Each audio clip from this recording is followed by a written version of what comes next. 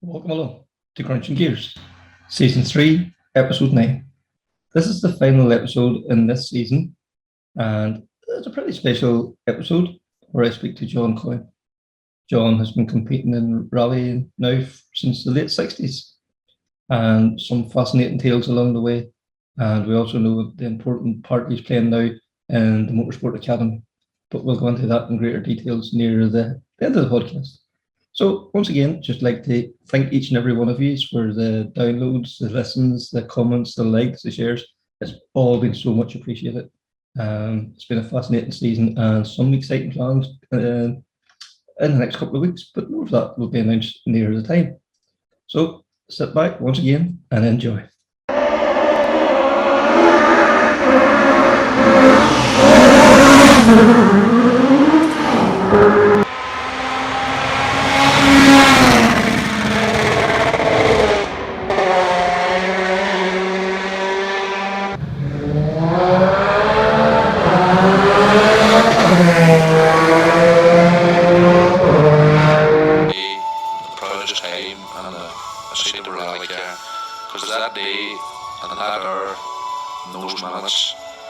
I got the butt between my teeth. You know, I really stood up and was counted and said, this is not getting away. I remember when we pulled our helmets and Nolan says to me, what are we doing? I said, we're going for gold back.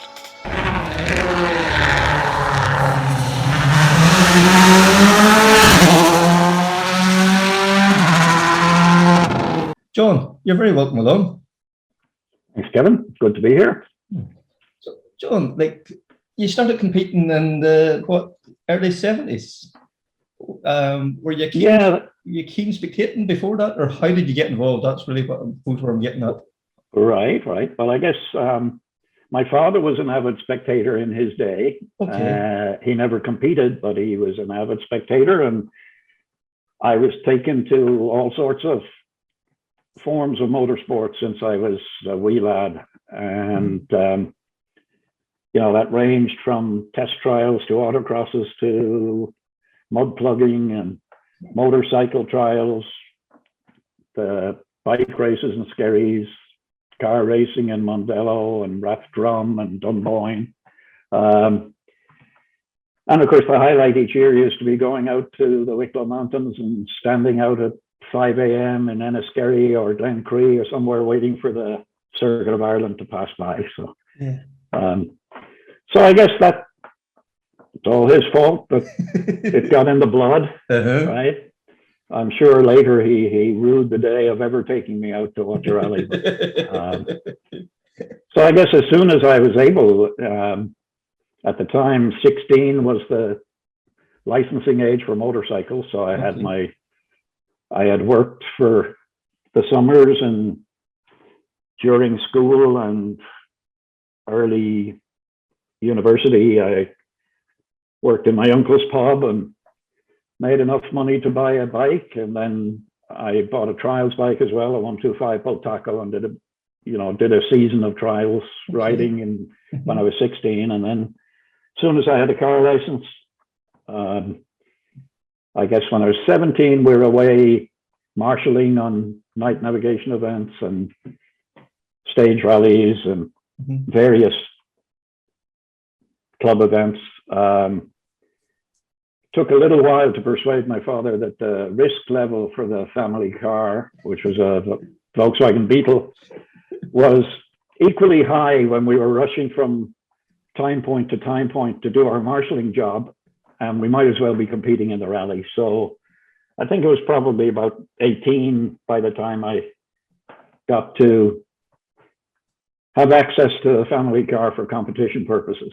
And the rules were that I could have the car from Friday 5 o'clock until Monday morning at 8 o'clock. Right. But it had to be returned on a Monday morning at 8 o'clock in perfect condition. Okay. Right. So there were a few late Sunday nights, I can tell you, with the panel hammer and the various other repairs going on. But so I guess 1968 onwards, we were competing in just about anything that you could do with four wheels. Okay. In a Volkswagen Beetle. I mean, Yeah. Test trials were mostly crossroad test trials in those days, where Right. you put a marshal on each of the four roads, and Mhm. there were no road closing orders. It was just a marshal to flag down any Saturday or Sunday drivers and have them wait until the next car had gone through its paces, and then let them through and start again. But, you know, that certainly taught you a lot about the size of the car and how to maneuver it in tight spaces. Right? Yeah. And so a typical weekend would have been a navigation rally, maybe on the Friday night. Test trial on Saturday, autocross on Sunday, something like that. And then gradually, you know, graduated to national level navigation rallies and stage rallies. So I think my first stage rally, I think, was in 1969, a Wicklow forestry event, in which I put the car off the road and had an argument with a tree. Was this still in the Beetle at this stage? Or this was still in the Beetle, yeah. This is still in the Beetle. So the Beetle actually lasted right through college, and then I graduated in 21, or when I was 21, 1971, and went to the UK for work. And at that, for the year previous, I had ownership of the original Beetle, and there was another Beetle got for the family, right? Yes. And but they were fun days, and I think I commuted back and forth from the UK to finish out the Leinster Auto Test Championship. I think we finished up second or something. But what a good times. Yeah, and as you say, that early grounding give you, you know, so much seat time and, you know, car control, you know, like, and even then, you know, like from a navigation point of view, how to read the road, all them wee things that, you know, that was so important then whenever you did start rallying. Right. And yeah, I'm a strong believer that you should get into a car or a kart or a cross kart at an early age. Now, back then, if there were things like the RSA events, I was unaware of them. So I didn't actually, you know, I was taught how to drive when I was 10 or 11, but I didn't compete until I had a full license. And I think it's fantastic now with the work that was done in the junior championship to the forestry championship to put the J1000 class in. Because I think the earlier you start, the better you're going to be ultimately. It becomes a more natural thing, doesn't it? You know, your reactions in the car and everything's more fluid, more natural, really, aren't they? You know. So. Right, but I do think it's important to take every opportunity to learn the skills, and you don't have to go full-time rallying in order to learn your car control. You can do it in autocrosses, you can do it in test trials, all those. There are lower cost forms of the sport that can be used to make an entry. Yeah, and to hone your skills and let people see that you know you have the abilities or whatever, you know. So right. So like, you know, you pretty quickly you were, you know, starting to show talent was there, and you're progressing up through the ranks. It was 77. You were, you know, doing a lot of national and international rallies at that stage. Were you know, at that stage you were in Hillman Imps and things like that? Yeah, you were getting good cars at that stage. Was this important in where you wanted to go in your career? Did you want to have a good car below you? I think where I'm trying to get to. Yeah, I think I always tried to have a competitive car, either competitive in a class initially, and then ultimately was looking for a car, you know, to build up to something that was competitive at the sharp end. When I came back from the UK to Ireland to work in 73, I brought back an Imp Sport, Okay. 875 Imp Sport, and then I had a series of Imps and Stilettos over the next several years, 73, 74, 75, I guess. Probably the most recognizable of those was the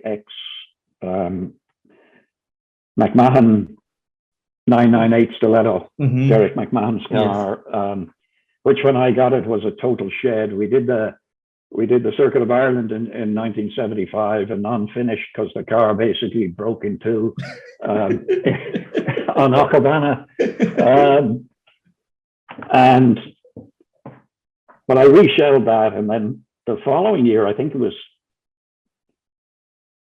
would have been, maybe that was 74 that we had the non-finish on the circuit. And then the following year, I reshelled it, and we did 23 events that year, and I won the class in 22 of them. And my only non-finish was on a forestry event where I'd gone to Chrysler Ireland to, I can't just remember his name now, but there was a guy who worked at Chrysler Ireland, and he was racing Imps. And he did a rebuild on my gearbox and diff. First time that had ever been done. And we promptly went out on the next event and chewed up the crown wheel and pinion. So I guess the preloads weren't right. But anyway. So then it was back to self-preparation again. And so in 76, so we'd had that really good year with the Stiletto. And then in 76, I bought a Group 1 1600 Avenger. I traveled over to the UK over the Christmas holiday, and the final round of the Autosport Championship was on the 1st of January weekend, right? The New Year weekend. And I watched that, and I saw that the car that came second in the championship looked quicker in a straight line than the car that won the championship, but was being driven a lot more gently, right? So I bought the car that got second in the championship off the finish line. And I went home with the guy to his place and loaded up all the spares in the car and got it onto the ferry and home, still with all the mud on it from the event. But I wanted to make sure when I bought a championship capable car, it was the car I got, and not some shadow of it, right? So again, we had some good luck with that car. We won the Group 1 1600 class in the Tarmac Championship that year. I did a number of national events as well with it, and a bunch of navigation events. And then and that was when Christy Farrell came on board. That was for the Manx in 76. In that 1600 Avenger. And then off the back of that, I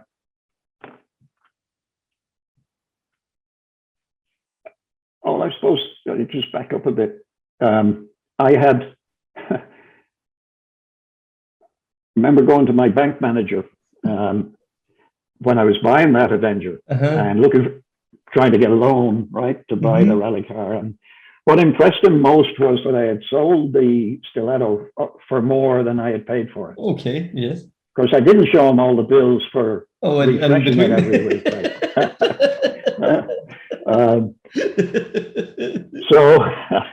So basically, I got a loan from him to top up the difference between the Stiletto and the 1600 Avenger, and that was all good. So then after the year in 76, I had started, an interaction with Chrysler Ireland, which had an assembly plant in Dublin at the time. And I got an introduction to the managing director there. And so for the 77 season, I was planning to upgrade to a Group 1 2-liter Avenger, which up until 76, Chrysler didn't really have anything to compete with the RS 2000, the Fords. But they had a version of the car that was sold in Brazil that had they called it the 2-liter block, but it was really an 1800. But a stroked version of the 1600 that had similar power in Brazil because of lower quality petrol, but when suitably tuned, added a little bit of power and torque for the Group 1 application. So we knew that was coming, and so I sold the 1600 Avenger to David Gray, who, you know, in most recent times had been the chairman of the Tarmac Rally Association. So David bought my 1600, and again I went back to the bank manager and managed to get a loan to go buy what was the very first new car I ever owned in my life. So I got Chrysler Ireland agreed to sell me the car at 75% of retail. At the time, you could get a bank loan for 75% of the retail price of a new car. So that's what was done. And then the proceeds of selling the 1600 went into buying all the bits to convert from a brand new street car into a Group 1 2-liter Avenger. So to kick off the season, David Gray lent me back my 1600 for Galway, provided that he could sit in as the co-driver, which we did. And we were leading the Group 1 overall, but I aquaplaned into a field on the second last stage, I think, and that dropped us to second in Group 1, but we won the class. So the 2-liter was due to be homologated on the 1st of April, just in time for the Circuit of Ireland, right? So a few weeks before then, actually 3 weeks before the circuit, I got delivery of my new car. Went out to show it to my parents, all proud of my brand new motor car. Had dinner, went back up to Dundalk where I was working at the time, and by about 11 o'clock, I was in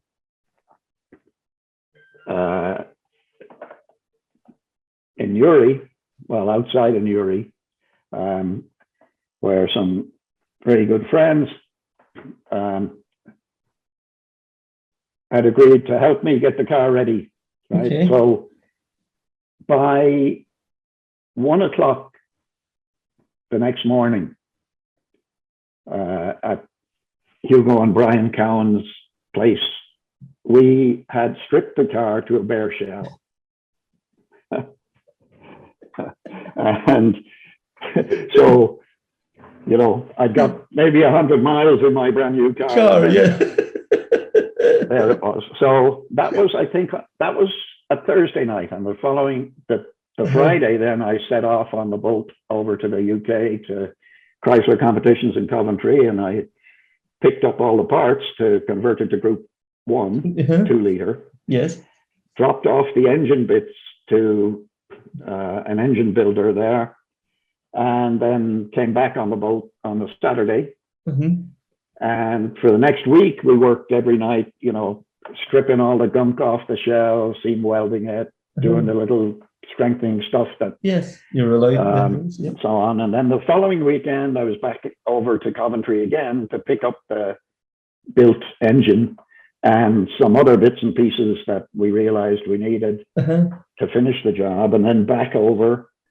And so for the next week, we continued to work on the car and got it completed.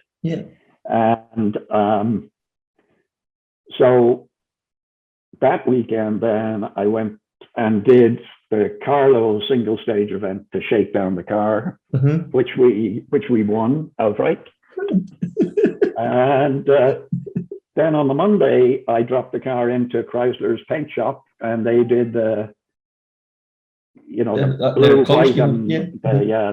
the official Yeah. Chrysler color scheme. Mm-hmm. Because then they had agreed basically for the year that they gave me the car at a discount, and they agreed to supply spares as needed at a discount. And he wrote a letter to all the dealers asking them to support me when I was in their area, right? Which turned out well. We got a few bob from each of the dealers as we went around the country. So the very first 3 homologated 2-liter Avengers in the world turned a wheel on an international for the first time on the circuit in 1977. It was Robin R. Munsell and Gavin Waugh in the White Horse Whiskey car, and then me in the Chrysler Ireland car. Wow, that's such a story. Yeah. Unfortunately, then of course, on one of the very early stages, I rolled it through a hedge that Nigel Rocky had made a nice hole in the hedge, and I followed straight in. It was a soft roll, landed back on the wheels, had a minor fire, back out onto the stages again at undiminished pace. But then we had a problem. The rear diff, the crown wheel and pinion failed. We had put the ratio from the estate car in. So we towed the car to Dublin, got parts out of the warehouse, built a new diff, problem recurred. So I went back to UCD, to the materials lab, where I had analyzed the materials and found out there was a batch of crown wheels and pinions that had left the factory without heat treatment.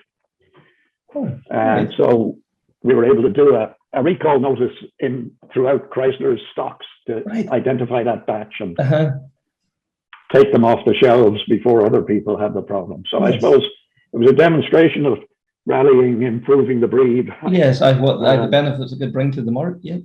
Yeah. So an inauspicious start, but after that, things came pretty good, and we ended up in '77 with we won the Circuit of Munster outright, which I think was the first time a Group 1 car won a national championship stage event. Right. And we finished up that season winning the national championship. Right. No, which at the time was a mix of, the national championship was a mix of tarmac stage events, tarmac daylight stage events, and forestry and navigation. And typically some of the navigation rallies, they'd start at 11 o'clock at night and go on into the early hours of the morning, maybe finish up 5 or 6 o'clock. And then you would do several forest stages before you finished up at midday on the Sunday somewhere. And sometimes those forest stages were intermixed with the navigation during the night. So it was a good multidiscipline championship. I definitely broadened everything, made everything. Right. And so, I remember the last event in that championship was the Aer Lingus Motor Club Navigation Rally, which is run on Sheet 13, County Meath, and the south of County Louth. And I had already clinched the championship, but Christie, who had missed the Circuit of Munster because he was off spectating in Scotland, he needed to win in order for him to win the co-drivers championship, or navigators championship as it was in those days. So for 2 weeks before the event, I remember we split up the maps between the two of us. I had the north side of Sheet 13 and he had the south of it, and every night we'd go out and just drive around checking for goers and no goers and unmapped roads and whatever. And so we had a good set of marked maps by the time we came to do the event, and we did in fact win the event and clinch the championship for Christie there. Brilliant. But I suppose it goes to show you that even though in those days pace notes were not part of the scene, if I recall correctly, I think the only the Manx had pace notes. Yeah, and Donegal had them earlier, but I think were banned again. Yes, earlier, but then they were banned again. But it did show that preparation for an event was important. When legal. Yeah, and like that was happening all across the country, wasn't it? Really, at that stage,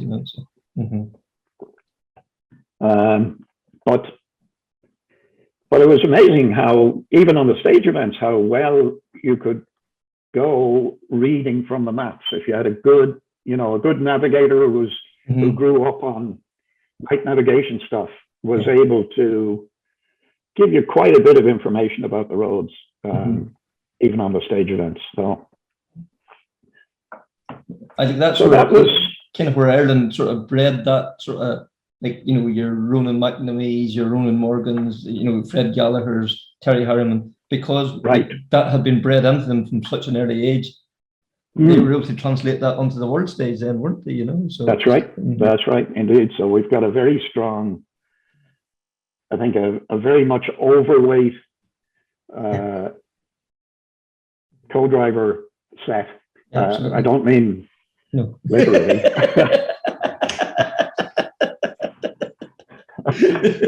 Just in case anybody takes any offense. Right. Because I don't think there's any drivers there who'd put up with overweight.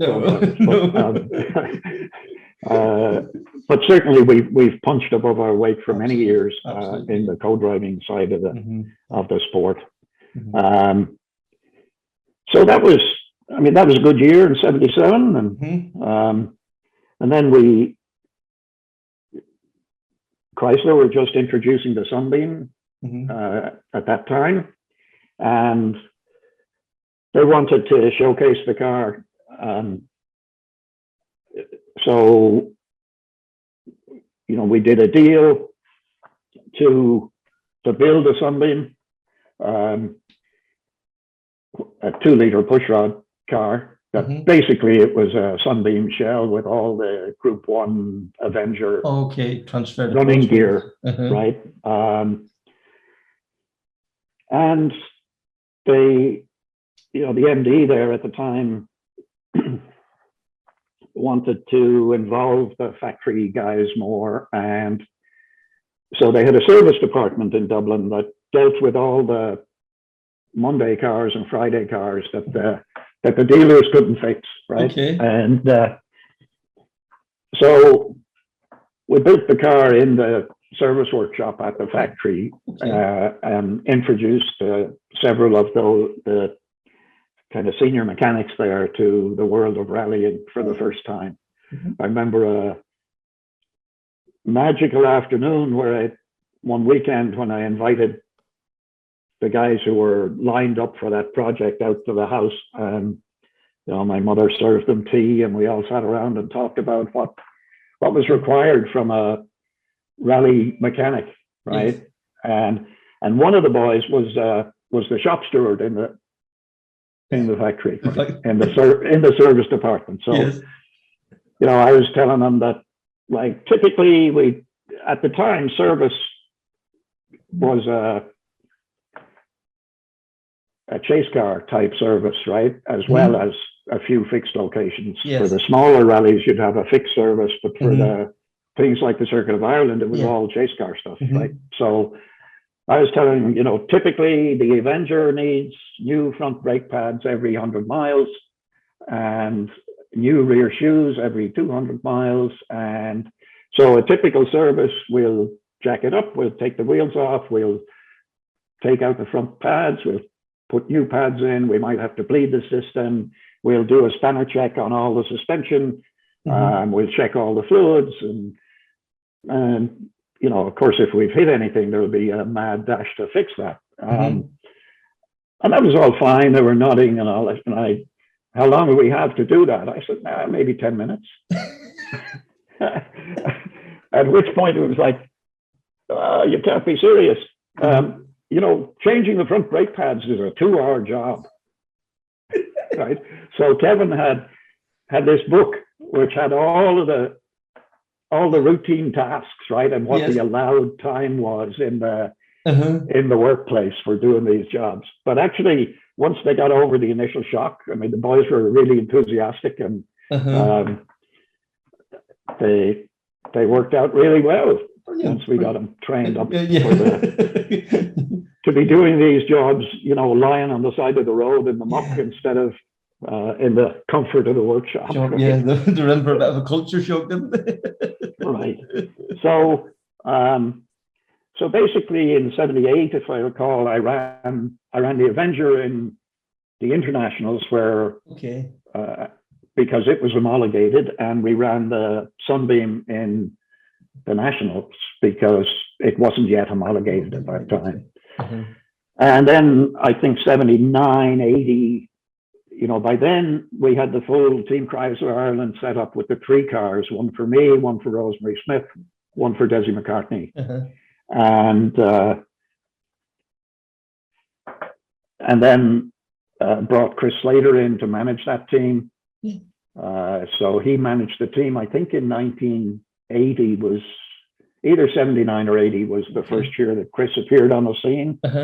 I remember another good story from that. His first event as team manager was a Circuit of Munster.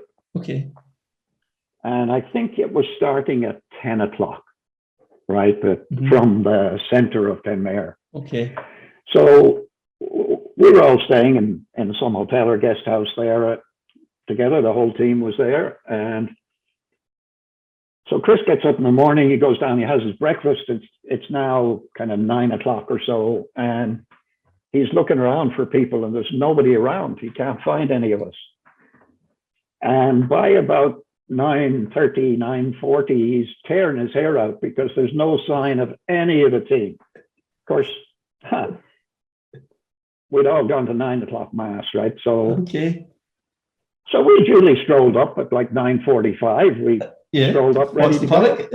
All set. And couldn't understand why the poor man was having a nervous breakdown because he thought his entire team of drivers, co-drivers, and mechanics had decided to not compete.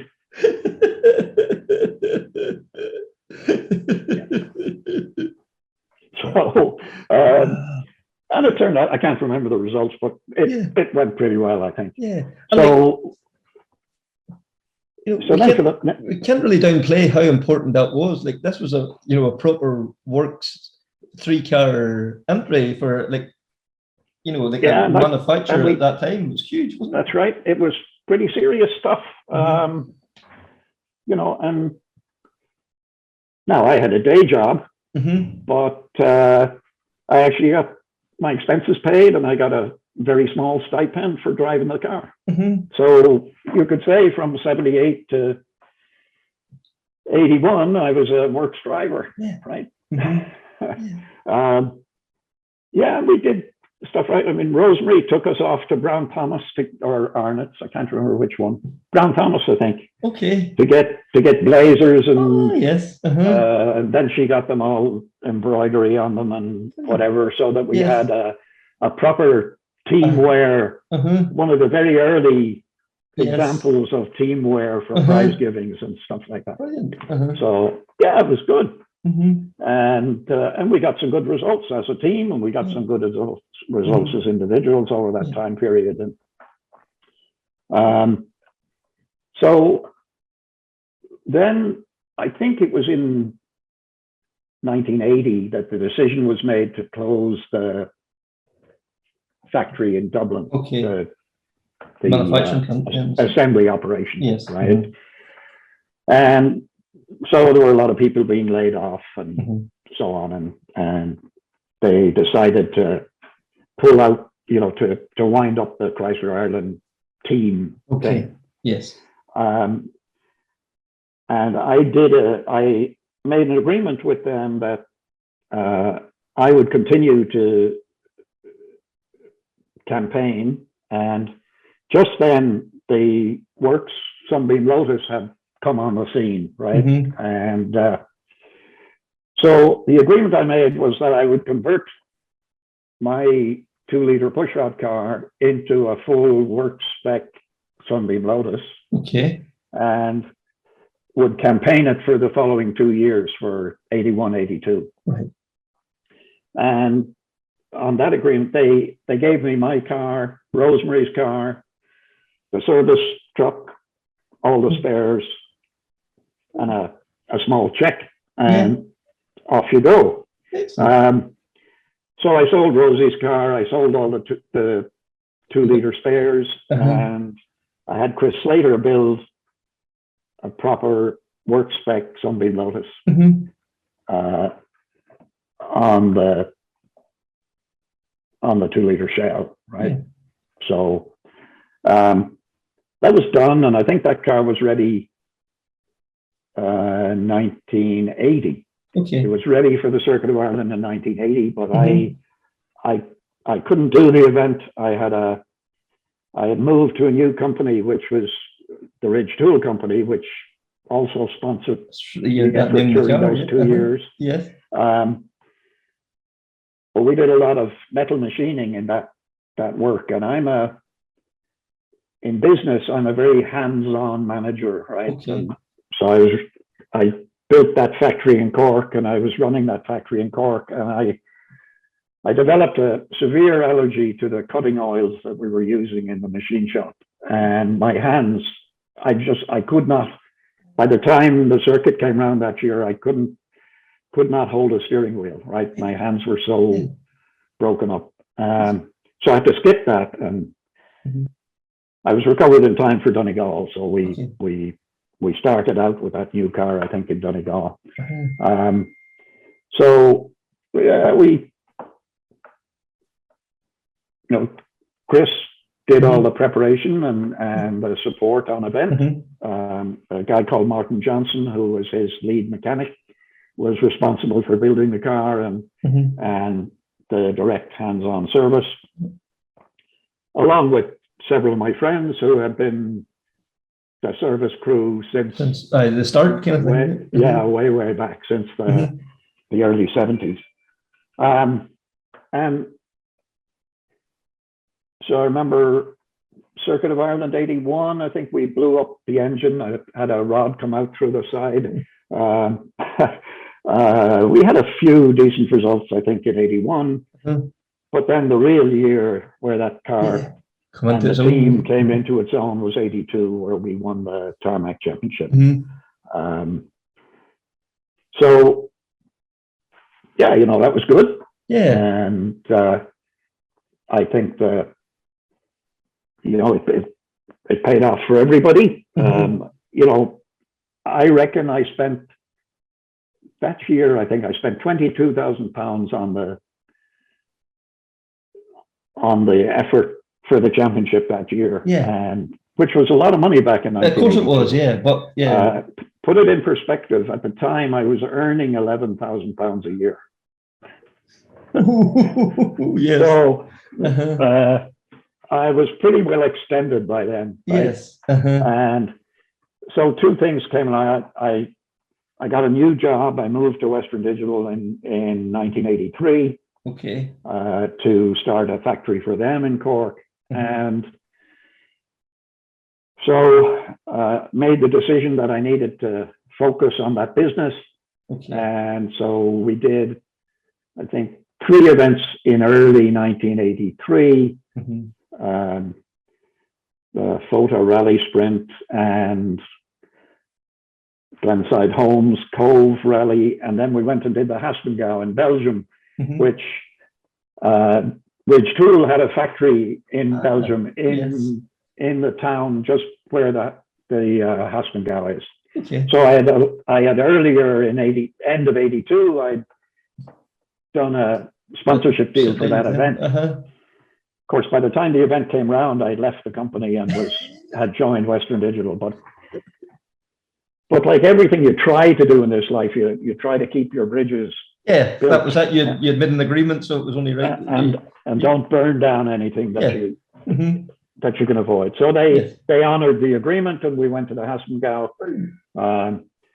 where we were lying, I think, 4th overall for most of the 5th, and then 4th for until halfway through the final day. I had an excursion into a field, and again an aquaplaning incident, and the local guys had, Drugmans and Dues and Colsul, and these boys had, and Snyers, they had all been giving me advice. And everything's very flat over there around the Haspengau. So the roads are actually flat tarmac, so there's no crown on the road. Okay. And then the fields each side. So when it rains, you tend to get a lot of standing water. Went off one of them into, I don't know what the crop was, maybe corn, but it was as high as the car. Okay. And the advice had been, you just keep the shoe in and steer back towards the road, right? Which we did. Yeah. And sure enough, totally blind, like there's just these big, whatever it was flying past corn stalks, whatever they were, flying over the top of the car. And we eventually popped out back onto the road, and away we go. But the oil light came on, so I had to pull off at the next junction. And we discovered that some of the mud had got in. The sump guard had kind of scooped the mud up, and it came in and broke the belt that was driving the oil scavenge pump, right? Okay, right. Of course, I had a spare in the car, but I had to take off I think if I recall, I had to take off the fan belt in order to get at the the pulleys, oil pump drive. And then, of course, I had to clean out the muck on the drive gear on the drive pulley on the pump before I could fit the new belt, and then put back the fan belt, and then away we went. So we dropped, I don't know, several minutes doing that work, but we finished the rally. We finished, I think, 11th overall. But I enjoyed it. Certainly enjoyed it while it lasted, and the fact that we were able to kind of mix it with the Belgian specialists. Because there's no relationship with Irish tar at all. Like, it was completely alien to you. Yeah, it was really big eye opener what foreign events were like. And so, I mean, the only other non-British Isles event that I had done and up to that point was in 1977 when we went to the US. Yeah. So I kind of skipped over that one. So that was again, I was going to the US. My first ever trip to the US was on business. I was working for Echo in Dundalk at the time, and so I had this business trip planned for middle of the year. I think it was in June or July, and which was in North New York State, Syracuse, New York. And I happened to be reading Motoring News and noticed there was an event called the Happiness is Sunrise Rally in Western Pennsylvania the week after my business trip. Okay. So I arranged to take vacation, and then on the off chance, I wrote like a snail mail letter, right? Okay. To the organizers, saying that I'd be in the US, and of course, what a wonderful chap I was, that I was currently leading the Irish Championship, and blah, blah, blah. And could they put me in touch with anybody where I could get a car and compete on the event, right? So I get a phone call a couple of weeks later. I get a phone call from this guy in the States who was the clerk of the course, and he put me in touch with a guy called Don DeRose, who had used a Fiat 124 Coupe on the previous year's championship, and now had bought a Volvo 242 for himself. But he still had that car sitting there, and he offered to lend it to me, not rent it to me, lend it to me, if I was prepared to fix up. He said there was some slight right front corner damage from the last event he had done with it, but if I fixed that up, I could have the car for the event. Mhm. Oh, okay. Yeah, sounds good. So I left. I flew to the States, did my week of work, and then on the Friday evening, flew up to Buffalo, New York. Don picked me up at the airport where we introduced ourselves, and we went straight from the airport to compete in what they called a TSD rally, which time, speed, and distance, basically a navigation rally. Right. With him driving his road car, I can't remember what it was, and me navigating from maps that were about 1-inch scale, but were Xerox copies. So it was just black and white, right? And it started, I suppose, it was a plot and bash thing. It started at about 9 o'clock and finished at 11 o'clock in the local pub. And we ended up winning that event. Jesus. So that was a good introduction. Yeah. I stayed with him and his family.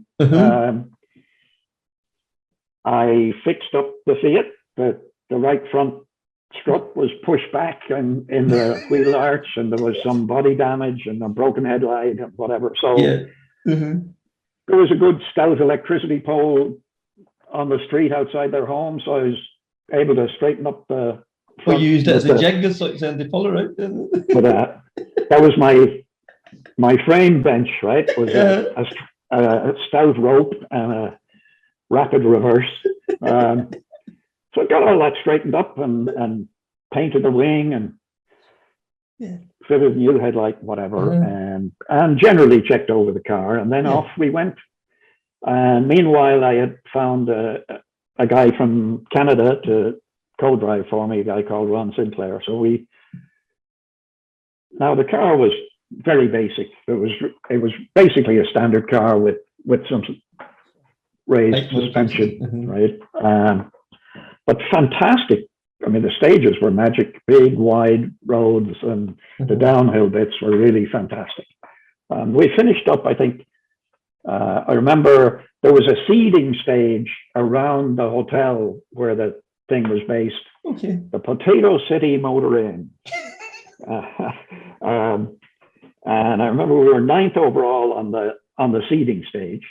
So we ran 9th on the road.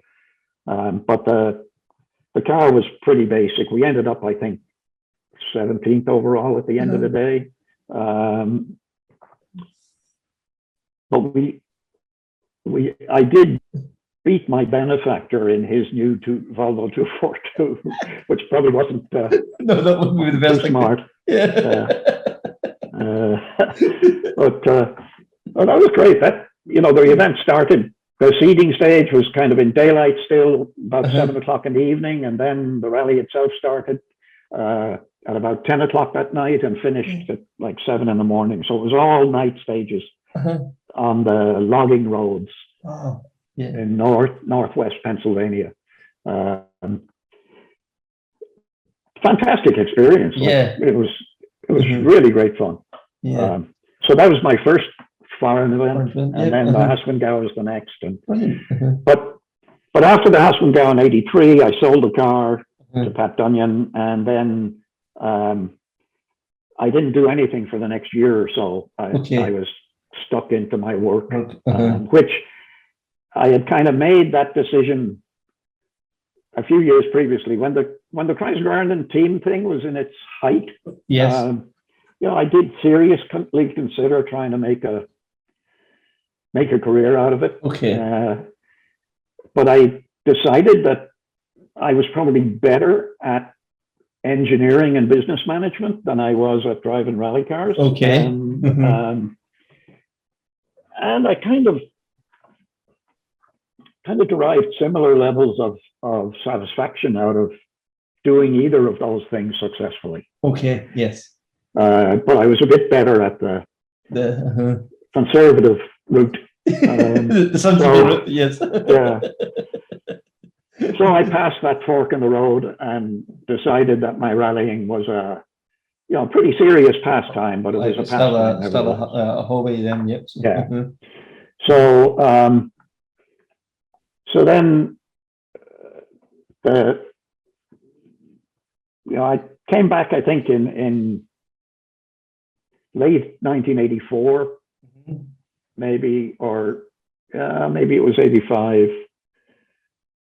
So I started again with the Nissan 240 RS, Yes. which was the first time I had rented a car rather than buying and preparing a car. So I did a deal with them to run the Nissan, and I did, I did several events in that. I think the best finish we got was a second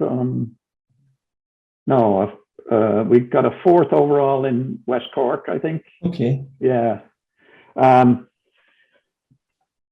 So that was a fantastic car. I mean, I love the big Nissans, the engine. That engine was so strong. It had that just torque that would pull tree stumps, right? It was just a magnificent engine. And the car on quick stuff was really very well balanced. And well, the long wheelbase helps with that fast stuff, right? The only drawback was the steering, which had that horrible steering box in them, steering box that used to develop a lot of play. And so with the wide racing tires on Irish choppy tarmac, right, when your braking was a real crapshoot whether you stayed on the road. You'd be wrestling with the thing as it tried to follow every crack and bump in the road. So we ran that for a year, and then I bought a Manta 400. Again, I broke my rules of, like, prior to that, I had always tried to have something different than the mainstream. But also something that could be competitive and was the best of its kind, right? So and with the Manta, I bought a cheap one, right, and then spent multiple events trying gradually upgrading it, and of course you buy a cheap one that doesn't have the right bits, and you're trying to overdrive it to compensate, and and then you crash it, and then you make cost more money than if you'd just gone out and bought the right yoke. In the first place, an expensive lesson. Right. But again, we had a few good events in that car. And then, of course, late 86, early 87, Group B came to an end. And even though things like the Sunbeam Lotus and the 240 RS and the Manta were all homologated in Group B, they weren't really Group B cars. They weren't the fire-breathing monsters. Right. But they all got tarred with the same brush, and Group B came to an end. And meanwhile, I moved to the US with the company in late 86. So I had come back and did a few events in early 87. I'd fly over and do the odd rally. But again, new job in the States, needed to focus. So gave up rallying once again for the next few years. But so I think it was still in early 87 when I was still flying back over and back. The Group B went away, and Mazda were doing a deal, like they had a special to try and popularize the Mazda 323 in Group N. And so they sold a version of the car that had no sunroof and it was lighter than the standard. More or less everyone stripped out of it, hadn't it? And had a bunch of trim stripped out.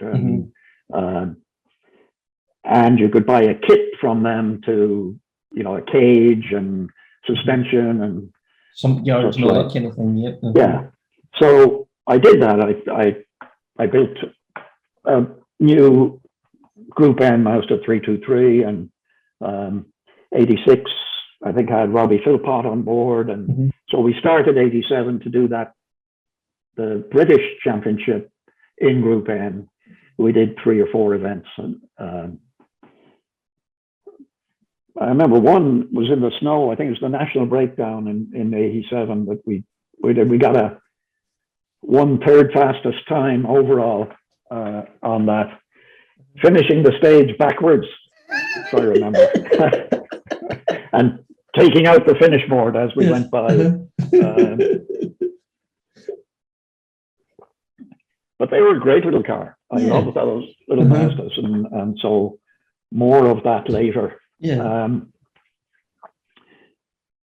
But so then I gave up for a few years.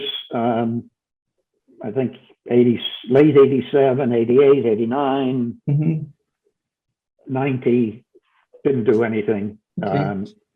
Just too busy working in the US. Then in 91, I came back to work in Scotland and then subsequently Northern Ireland. So I was in Scotland, Northern Ireland from 91 to 96 and started up rallying again. And it's an addiction you just can't seem to shake. Just, it's a disease which has only one cure, I think. And that cure is bankruptcy. And luckily, it hadn't come to that yet, despite my best efforts. Right.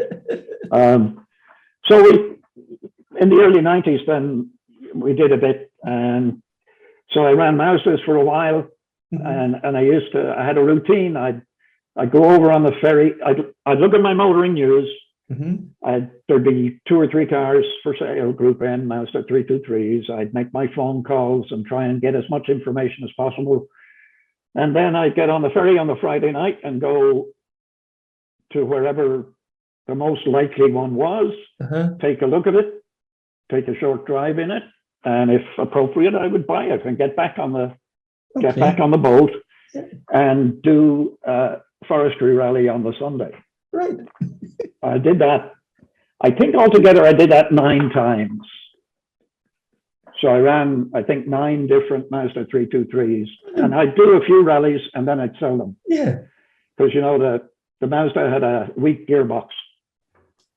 Yes. So rather than having to rebuild gearboxes and things, you move. So I'd go buy the cars, I'd do several rallies in them, and then I'd sell them on. And so it was during that time too that we went to, one year, a group of us from Ireland went to Doha in Qatar to do a rally out there in the Middle Eastern desert. So I remember the first one that I went to, myself, Eddie Colton, there was one other car, can't remember who it was, but so 3 teams went out from Ireland. And so I shipped out the Mazda 323, and I had a ex-Rothmans ProDrive Volkswagen van service barge. So we shipped that out as well. Well, the organizers shipped them out, right? We had to get them to the dock in Southampton or somewhere. From there, it was all taken care of. And if I recall, they paid for our flights, they paid for our hotels. They were trying to boost the international profile of the rally. So, and that was amazing. We got there, and the local Mazda dealer came to our hotel and offered they loaned us a truck to go do the recce with. They took the car into the workshop, and by the time we came back from the first day of recce, they had stripped the car, and they had a full workshop there, lathes, milling machines, whatever. And the car I had brought was a proper Group N thing, with all the bushes were Delrin bushes, and they were machining up new ones for all the bushes on the car. And by the time we finished the second day of recce, I basically had a new car. And this was all free gratis, right? So unfortunately, the old gearbox gremlin, off the start line of the first stage, the gearbox broke. So I had a spare gearbox, so we fitted that, and then we did the second day of the rally as double old car. There was no Rally 2 thing. Oh, right, yes. I did double O the second day, and we set a number of Group N winning stage times during the day. Mm-hmm. So we got to the end of the rally, and so the following day, the Monday, I get an invitation to go to the Mazda dealer and meet the owner of the Mazda franchise. I'm sure he owned a lot of other stuff too. But, and so I go in, and he's in this big plush office, and he's in the robes and all that. And and we drink thimblesfuls of coffee that would stand your hair up on end. And so a negotiation ensued there. He wanted to buy the car and the service truck, right? So I was fine. We did a deal, and he seemed happy, and I made some money. And but then, and when we concluded with the handshake, then one of his people was sent out and came back in with literally a brown paper bag with sterling notes to the amount we had agreed. Right? So I'm happy out. I go back to the hotel, and we're flying out the next morning, and I'm kind of thinking, you know, gee, I wonder, it all seems fine, but, you know, I wonder if there's any rules about how much do I explain this money going in there? Carry on your person, and, you know, what happens if I get stopped at the airport, blah, blah. So we ended up spreading the money out across all the Irish competitors and hangers-on. Right? We had about 10 or 12 people in the total entourage, and so we spread the money out around. Everybody had an envelope. Yes. Of course, we got on the plane completely without incident, and probably had more trouble getting the envelopes back from the boys than I would have. But that was good. That was a good experience. So we went back the following year, by which time I had a Group N Lancia Delta. Yes. And I don't know, we finished second in Group N, I think, that year with that car. And, so that was, that was they were good fun outings too. You didn't sell that from your over there as well that year, did you? No, I didn't get to sell that one. No. Once lucky. There was no Lancia dealer. So so then we got to kind of 95, 96, and I was still running Mazda 323s, mostly in the Irish forestry. But of course, I'd go and spectate at all the events too. And on the internationals, you had a group of my contemporaries, Sean Campbell, Desi Nutt, John Wheatley, all driving 911 historic cars, you know, 65, 66, 911s. And I was friendly with all those guys, and we'd be in the bar afterwards, and they kept pressuring me to join the club, you know, on the grounds that it was just a bit of crack and we're out having fun. And so, of course, idiot, you know, falls for the story. He goes and buys a car. I traded the Lancia for a 911. Of course, I think the first event was the Ulster in 96, I think. With Bones O'Connor in the hot seat. Yes. And we had a slight off, which I put down to a late call, and he puts down to a poor driving ability. But we survived that. But I realized I was 3 seconds a mile off the pace of the boys who were just out for a bit of crack. So then over the next two, the Manx was next, and I managed to close that down to 0.3 of a second. And then in Galway, 97, we won the class in Galway, and by now I was 3 seconds a mile up the road. Yes. But I'll tell you, the pace was Yes. You know, you were really on it.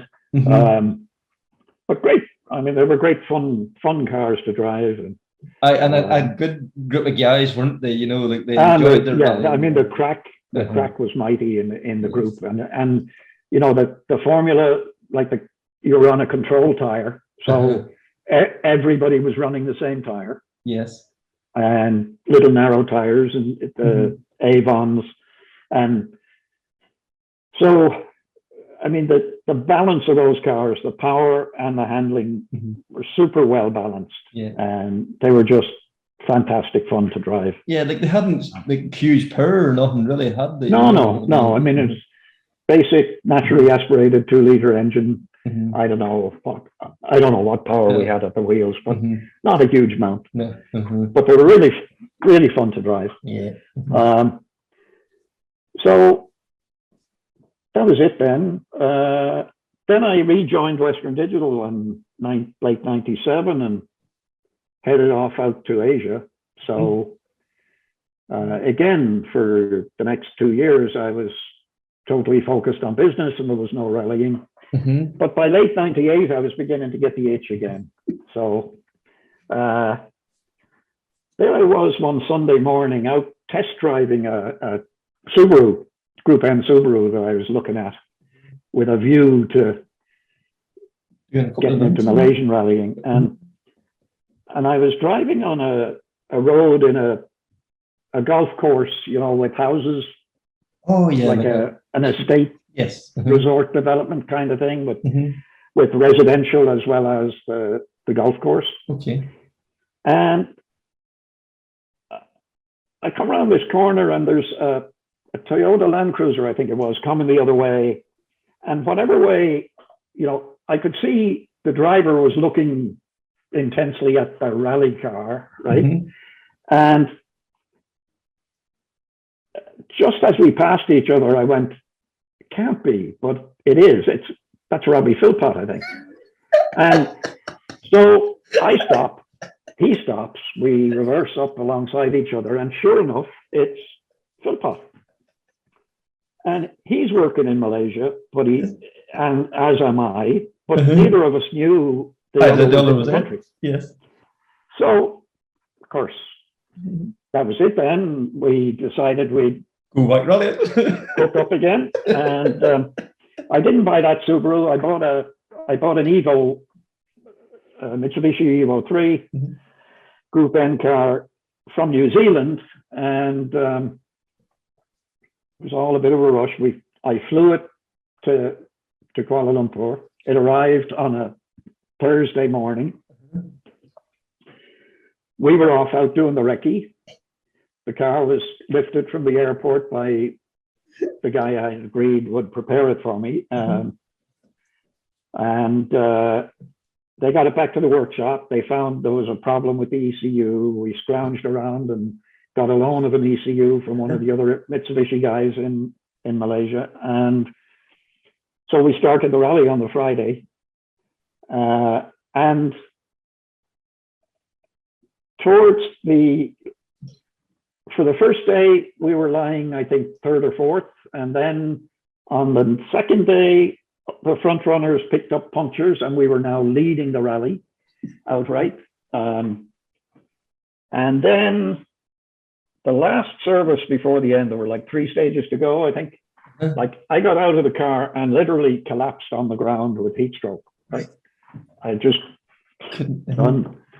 So anyway, they fed me a bunch of water. Of course, that was way too late. But yes. So I had to be lifted up and put back in the car to go out for the last 3 stages. And of course, on the first stage out of service, I just clipped an apex and got a puncture. And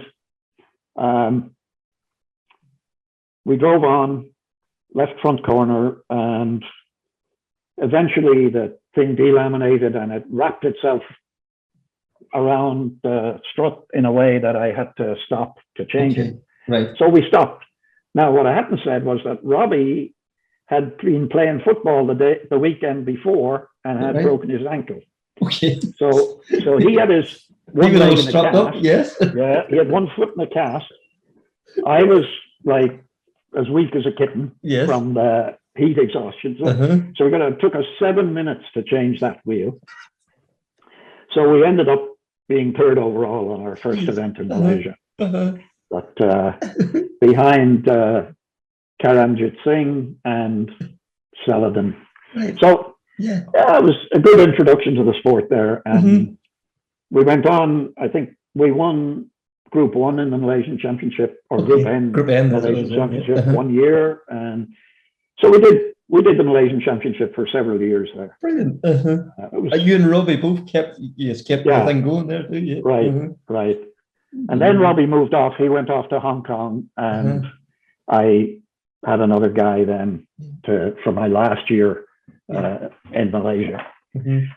So I did the last event was in 2001, I think, and I drove again a Group N car, but a Proton Satria, which was basically a Mitsubishi Colt front-wheel drive 1600. Right. Super little rally car, wheel at each corner, magic. I mean, the handling was magic. Yeah. And was leading all the regular two-wheel drive boys until, of course, I eventually put it off. I just got overconfident in what it could do. And, yes. And, very little power. So you tried to carry speed everywhere, and I carried a little bit too much and took a strut out of it. So then I got called back to the US, as I had been running our manufacturing operations in Asia, in Malaysia and Thailand. But they asked me to come back to the US as COO, and I got kind of busy, and the rallying went out the door again. And then I got promoted to CEO, and again, I was too busy. No time for this, yeah. So no rallying then until after I retired then in 2013. Okay. And so just about that time, I had come across my old Sunbeam Lotus 8548 ZC. Malcolm Montgomery had it up in Northern Ireland. And so I went to see Malcolm, and he had just begun to restore it. And I tried to buy it as a project, basically, as a project, and he wasn't having that. So he finished restoring it, and I then bought it. But of course, I immediately shipped it off to Martin Johnson, who was the lead mechanic at Chrysler, who built the car originally back in in 1980. So Martin then took it apart again and put it all back together again. And then we started, I think West Cork 2014 was the first outing for the rejuvenated car. Yes. And so for several years then, I ran that basically in the Irish Tarmac Historics. Yeah, and you had Christy Farrell back with you as well. And Christy reliving your past, That's right. And Martin did running the car for me. And then Jerry Joyce, who had sat with me during the mid-90s in the Mazda 323s in the forest. He came out on the service crew as well for the rejuvenated Sunbeam Lotus. And so we did that for a few years. And how did it feel to get back into the Sunbeam again? Was it like piling on the old pair of slippers, really? I mean, it was great, but I was a lot older now, and the biggest issue was the steering, right, which was extremely heavy. No power assistance. No power assistance. And it's funny, I go back to when we were running it in 82. I mean, I was using, on certain events, like on the quick, smooth events, I was using 9-inch fronts and 11-inch rears on that car. Now the regulations were such that I think 7-inch was the widest you could run. So I was running 7s all around in 2014. But I was still conscious of the steering being hugely heavy. Whereas back in the day, You never My clutched. memory is that it was all one hand and one hand on the handbrake and Yes. no problems, right? Uh-huh. So I guess the power in the arms has withered away quite a bit. But that was the only issue was how heavy the steering was. Mhm. So then I got a medical exemption letter and put power steering in it. Oh, okay, yes. Uh-huh. And that made it a lot more pleasant to drive. Uh-huh. Yes. Right? Uh-huh. So yeah, we had a few good outings. Yeah, because in the car. you said earlier there, but you're always trying to do something different from the norm and one thing. The easy route for historics at that stage would have been Mark II Escort or whatever, but the Sunbeam. The Mark II. I mean, the biggest problem was that like I think I went through two engines. Okay. Because the problem is the Sunbeam Lotuses, they're relatively few and far between. I think there were only 14 of the, either 14 or 16 total cars built, works cars. Yes. Right. And then, of course, there were like satellite teams that built all over the world, but they're still in very short supply compared with the Escort. Like a VDA or whatever you can. And the Escorts were so popular that everything you can get new, right? Off the shelf. Yep. They're casting new blocks, they're casting new heads, they're making all new parts. Yeah. So you could run an authentically historic Appendix K Escort, and it was brand new. Everything in it was brand new. Yeah, right from the headlight bulb to the engine, whatever. Whereas with the Sunbeam Lotus, like everything was old, used. And like finding a new block or a new head casting was just impossible. So, rebuilt or remanufactured old parts are never as good as brand new parts. So it was tough to keep the car at the bleeding edge, right? Sharp edge. But enjoyable nonetheless. And so then I was then, and I still am living in the US, and I was flying over and back to do the events in Ireland. And so I remember on my birthday in 2015, I was sitting here and I said, I should give myself a birthday present. I should check out the US rally scene. And I called up a guy that is local to me here, is about half an hour away, has a workshop that does off-road and rally stuff. Okay. I called Doug Nagy, and he had a car for rent, a 1600 Toyota Corolla, like a 70s Toyota Corolla. Oh, right, yes, yeah, okay. 1600. And I rented that from him to do the Rally Idaho, which was the following weekend. So he quickly prepped that, and he agreed to co-drive for me, and off we went to that.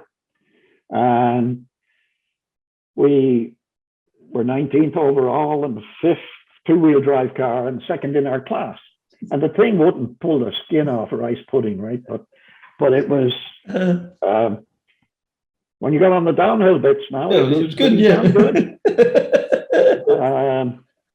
So that kind of, I thought, these US events aren't bad. And so I then bought, through a contact of Doug's, I bought a 2-liter Subaru STI, a Group N plus version, a car that had been built by Possum Bourne and imported here in 1990, and had won the Group N championship in the US in 1990 and 91. And then had done some few events after that, but had been largely mothballed since then. So we rebuilt the car, like changed all the rubber stuff from the hoses and all that, and then set out to compete in the 2016 California Championship. And we ended up winning the California Championship in 2016 with that car. We used it again in 2017 and ended up in a tiebreak, which didn't go in my favor. But yeah, so we had some good fun in that car.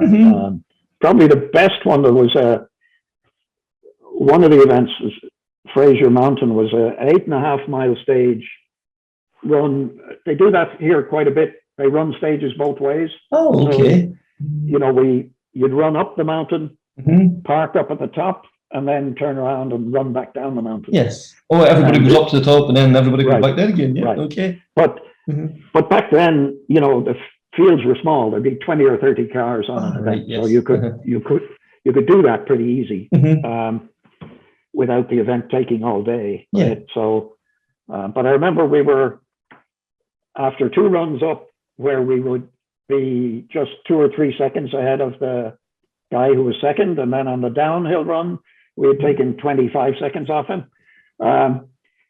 He was driving a 2.5 liter Subaru. So,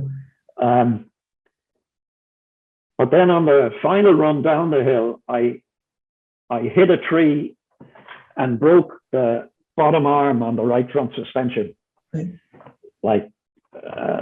And so every time you touch the brakes, then the wheel would come back into the arch. Oh, yes. And turning right was super oversteer, and turning left was total understeer. And we dropped 45 seconds on the run down the hill, and we won the event by 0.6 of a second. So anyway, yeah, with the wheel hanging off. Yeah, unbelievable. But we did make it to the finish. Yeah. So then in 2018, I think 2017, you done West Cork on a DS3. Oh yeah, so I was still hopping back over to Ireland now and again to do the odd event, and I decided that I wanted to try this R5 thing, because by then R5s were the main category in Irish Rally. Main category, and generally I've been in favor of running homologated cars rather than non-homologated cars, because it gives you a much broader option of where to go. Right, you can pretty much go any country, anywhere, any championship in a homologated car. Yeah, you can rock up and have the same spec of car as you have in Belgium or whatever. Yeah. Right. So anyway, yeah, I was back to do the West Cork, and I decided I'd check out this R5 thing, and I rented a Citroen from Kieran Graffin, and fantastic fun. I mean, the first day was dry, and I had a ball. It was, and that was Christy and my first outing in an R5 car, and it was just fabulous. And then the Sunday it was raining, and the car was too stiff, and I couldn't build any confidence in it. So that was a bit of a struggle on the Sunday, but the overall experience was pretty good. But then I kind of thought, all right, but so by now, of course, I'm well retired and I had plenty of time on my hands. So I'm thinking, what do I do? And I enjoyed the R5, but I said, everybody's got R5s. Best case, you know, I'd be finishing mid-pack in the R5s. And meanwhile, the RGT category had just appeared in 2015, and Tuttles had built this Porsche that Delacour won the first year of the RGT category. And I thought, you know, that could be a bit of fun.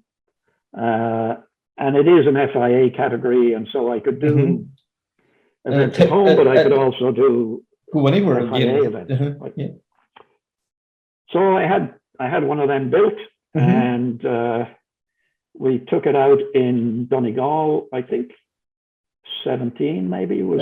Yep, I think, yep, yep.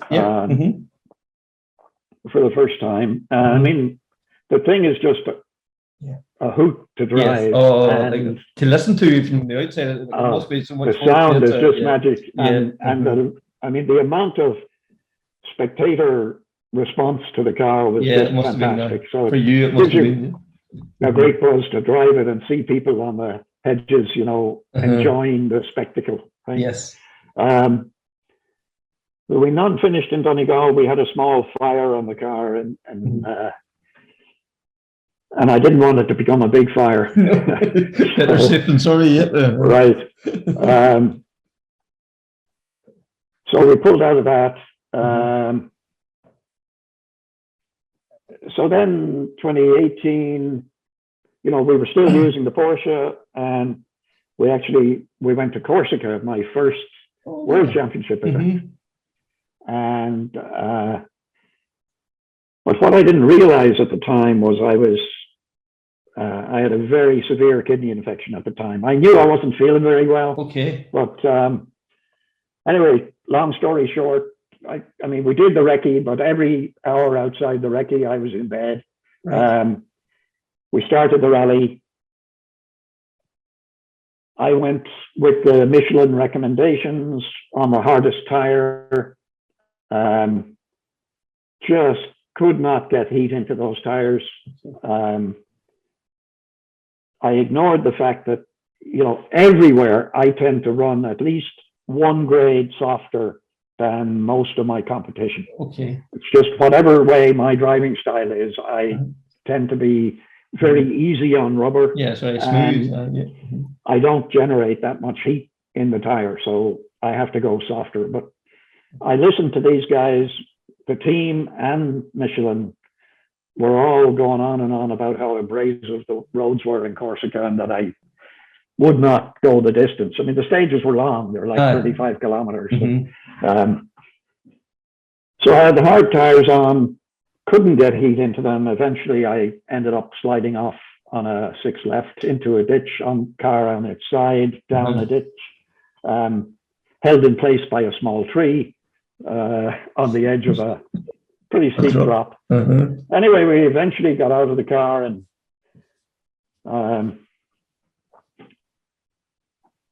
so I went home, checked in with my doctor the day I got home, spent the next 4 weeks in hospital, right? So, so I was obviously not quite on my list. No, you weren't. For that rally. But also then, the end of that year, I started looking at the US again. I had stopped in the California thing, but I started looking at the national championship. So I hooked up then with Barry McKenna and McKenna Motorsports, and I rented an R5 Fiesta for the Oregon Trail Rally. I think it was in 2019. I think yeah, so. 2019. So we did, I think, 3 events with McKenna in 2019. Great arrive and drive stuff, which is important over here because, like, the national championship, I mean, the mileage that the team so spread out.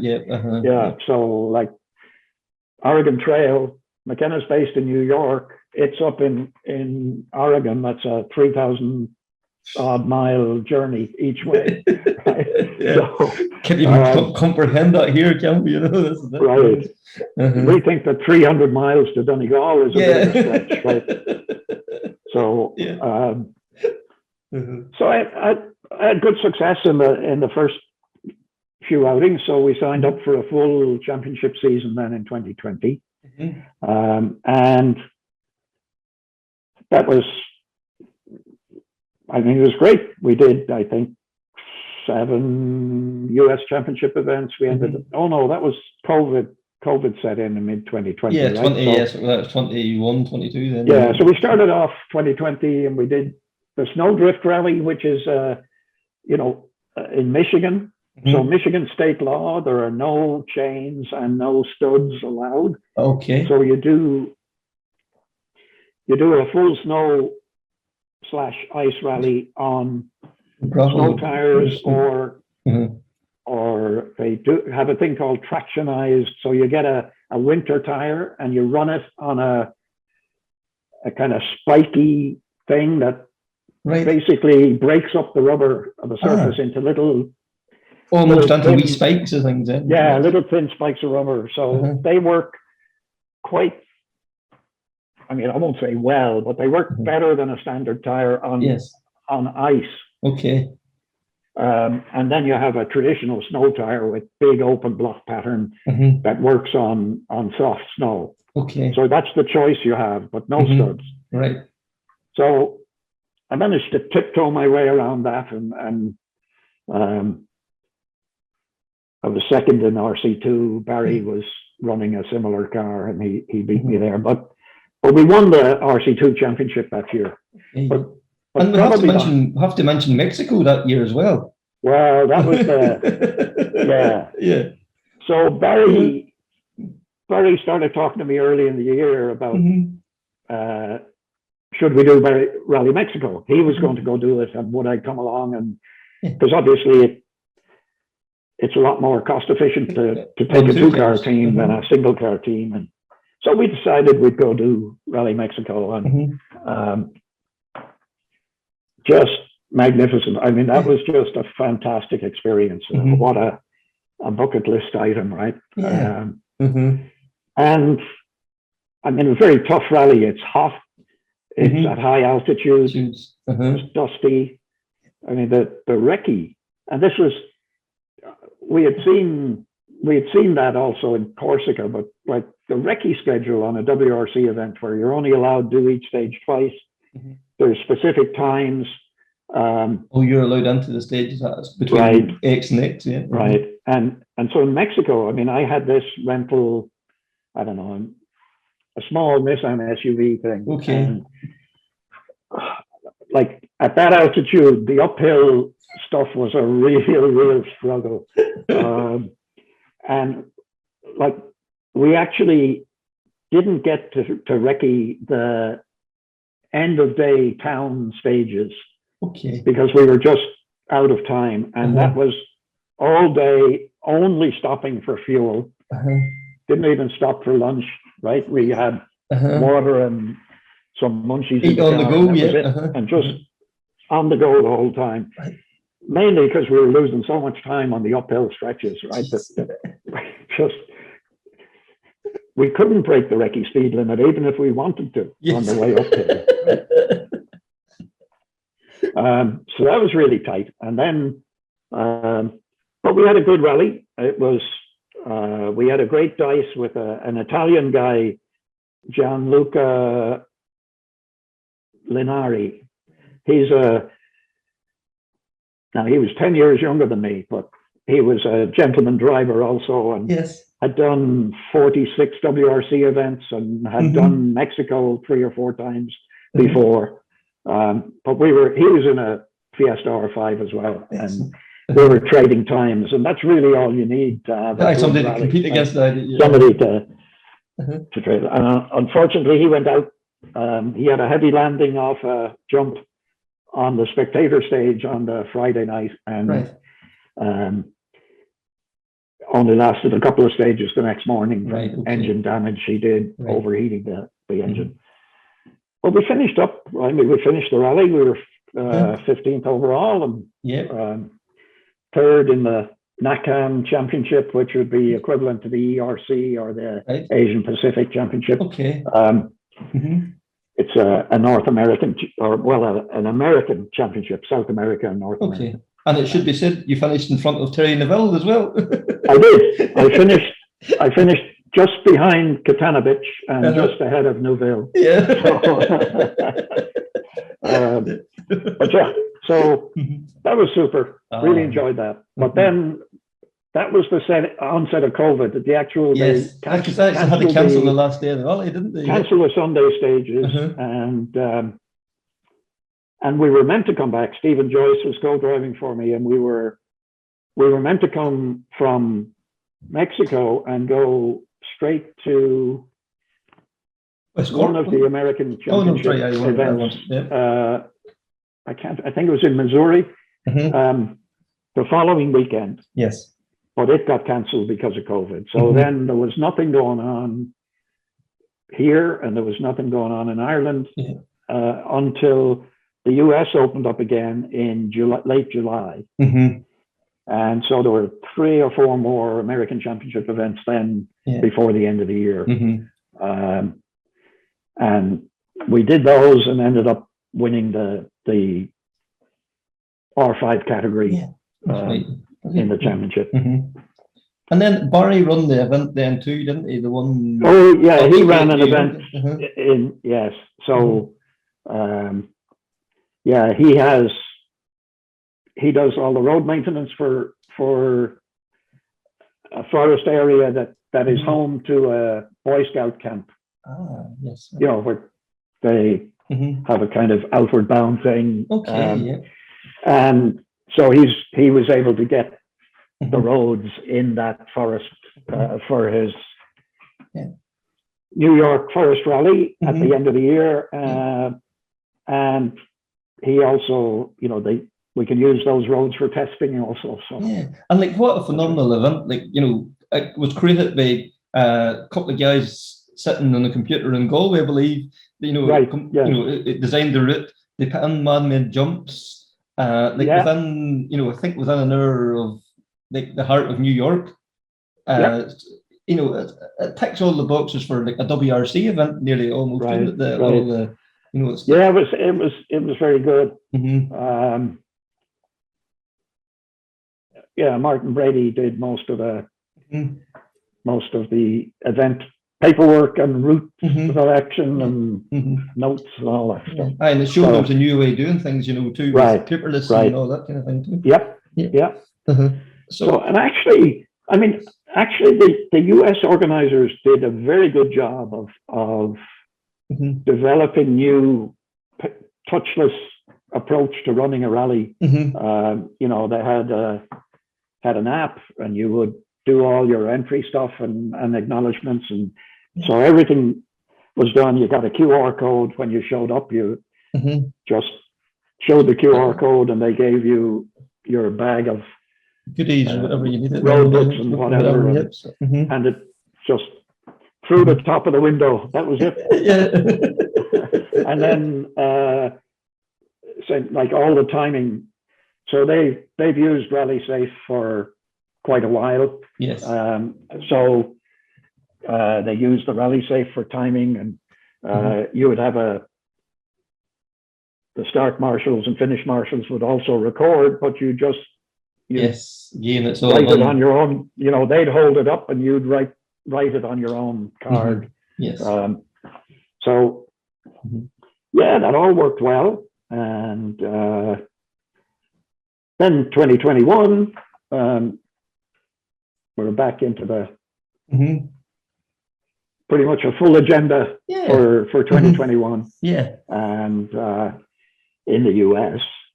So I did, I think, how many? 5, 6 events for the year. I picked at the post then, and the final event of the year was back Oregon Trail again, and Enda McCormick.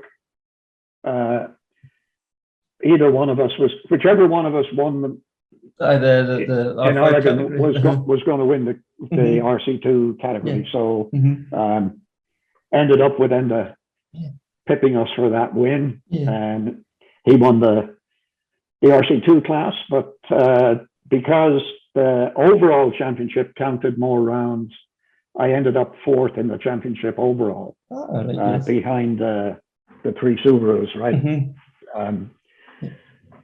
Pastrana and Block and I don't think his name now. Semina, But like you know, we have to think like yourself, excuse me, McCormick and Paul Riley as well. You know, the 3 Irish guys. I'm sure they don't mind me calling. Right. Johnny O'Sullivan, also out. The R5 R5 camp, aye, and then we had and the likes of Martin Seamus Burke. Seamus Burke, Right. you know, So, there's a yeah, there's a strong whole, backbone of Irish right. contingent running right down through the field, isn't there? Yeah, yeah. And but to have the three of you out there competing, bringing the R5s to America too, which is Right. Yeah. Well, Barry has been done a instrumental in fantastic that. job of introducing the R5 into common usage and demonstrating how competitive it can be. And then,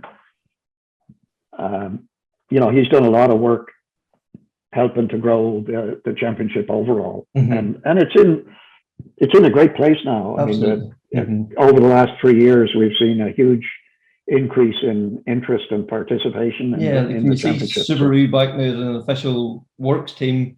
Right. The drivers like Ken Block, Pastrana, like they're household names. They're not rally names. They're beyond that. So right. Well, I mean, they've come out of the well, Pastrana and Semenuk have come from the kind of Red Bull extreme sports. Yeah. Bikes, motorbikes, all that stuff, and then Ken Block has the whole Gymkhana thing going on, and so yeah, having those names competing at the top end of the rally program, it brings a whole raft of spectators that are new to rallying and followers, right? So yeah, it's a very good thing. Yeah. Now we have to this has to be brought into the conversation. What you've done for rallying here in Ireland, you've taken it, grabbed it by the scruff of the neck, not just yourself, but obviously there's a team in place, but have helped to bring Ireland from, how would I describe it? Like we have the talent here, but it's never got the chance to shine. You have given the backing to allow that talent to get to the next level, to show that this wee country is as capable as anybody. Yeah, I mean, we've always had talent. Yeah. The issues are,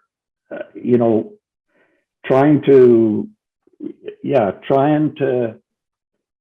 generate enough support. I was lucky that I got some good support from Chrysler back in the day. But it is very hard you look at Craig Green's career. There were a lot of ups and downs along the way. It was very clear from a very early on that the talent was there. It was much more difficult to consistently keep climbing the ladder. Thankfully, he's there on the top of that ladder now. Absolutely, and he got some knockbacks, but he kept the focus, and kept striving.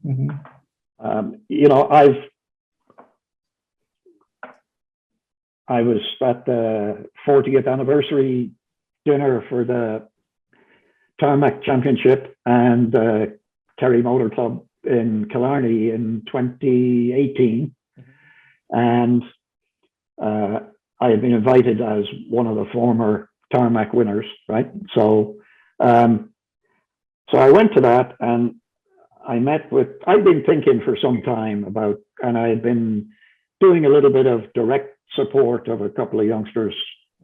But I wanted to do something more structured, and I met there with Sean McHugh, who was the Billy Coleman Award coordinator for Motorsport Ireland at the time. And we had our first meeting at that dinner, and then subsequently a few more meetings before I headed back over to the US. And we discovered that we both shared a very similar vision for a roadmap of how to number one, we were interested in having more young people interested in entering rallying as a sport. How do you generate that ease of access and generate interest? And then once you've got them in, how do you provide, you know, a logical step-by-step opportunity ladder to take people who want to get there, to help take people to the top of motorsport, of the rallying field at world level. So we had several meetings. We then went and had some meetings with Motorsport Ireland, and we developed the concept of the Rally Academy, which fundamentally was going to use the Billy Coleman Award selection process, which I thought was pretty good and pretty robust. I mean, it had shown over many years, because I think we've 20 years now of the Billy Coleman Awards, and quite a number of people who were selected through that process went on to do pretty good things on the British stage and on the world stage. So so we came up with the Academy concept, which was to, instead of just the winner of the award, looking at all the finalists. So there were typically, there'd be eight people selected through the year, and then the bake-off at the end would produce the winner. Yes. So the concept was that we would take the 8 finalists and give them a program of, you know, mental and fitness training, nutrition, PR and media training, time on a simulator, training in how to make pace notes, training in how to deliver pace notes, some in-car driver coaching. And so we put this concept together and branded it as the Motorsport Ireland Rally Academy, and enlisted the support of, you know, professional co-drivers, professional drivers, experienced drivers, to deliver some of this content, and other specialists in, you know, in nutrition or exercise and all this kind of sports psychology and so on. So we started out, and the objective was that we would have 4 development days where we'd bring these 8 drivers, and we subsequently brought co-drivers into, you know, created an academy for co-drivers as well. And then we would bring these folks to 4 development days where they'd get instruction on these topics, and also get to drive an R2 car and an R5 car, either on tarmac or on gravel, during the course of the year. Because myself and Sean are strong believers in, you know, if you want to get to the top, you really should be on the ladder all the way. So you need to be driving homologated cars. Yes, according to the FIA kind of sport ladder. And one of the key elements of that is that in order to attract meaningful sponsorship and manufacturer support, you have to have a relevant car. You know, the fact that you're really, really quick in a 350 horsepower 1970s Escort doesn't really play to the whole sponsorship thing. It's immense fun. Yes, absolutely. And there are some really highly skilled drivers there. Yes. But if they want to move to world championship level, you need to, we think you need to go along the homologated path. So we wanted to give the 8 people opportunity to sample those homologated cars. Now it's difficult enough to sell the concept of providing a car for the day for these young bucks to go tearing about. Testing it. So. But and really the only man up for the job at the time was Philip Case, was the only one of many Irish preparers who were approached with the concept, and he said yes and got stuck in and did that for us. so we held several of those development days in 2019 until the dreaded COVID came into view and interrupted the process. Yeah. So in parallel with that, we also looked at, how do you get kids in at a much earlier age and get them engaged? And the Irish Forestry Championship had done a super job introducing, working with MI to get the rules in place so that you could introduce 15-year-olds into the Junior 1000 category. into the forests in the Junior 1000. So to try to encourage more participation there, I put a prize fund in place for that to improve the prize fund for that. Sean worked to develop a dual surface championship then as the next step, which was 4 tarmac and 4 gravel rounds for 17 plus. Oh, You had to have a proper license to do that. But a championship that had a mixed surface content for J1600, right? So that was the next stepping stone, and we put a bit of a prize fund in place for that to keep people moving along. And then the next obvious step would then be into a R2 car, or what's now called a Rally 4. So we did that in parallel to setting up the academy to try and improve the prospects of having some people to inject into the academy, right? And then the Billy Coleman Award, I thought, was a great first step, but looking at the cost of rallying, and I didn't think it was enough. And so we increased the prize fund there and also made it a possibility that you'd get a second year of support if you were delivering on what got you to the first year. If you lived up to the promise you had set, right. So we put all that stuff in place. We had the first batch of folks in 2019.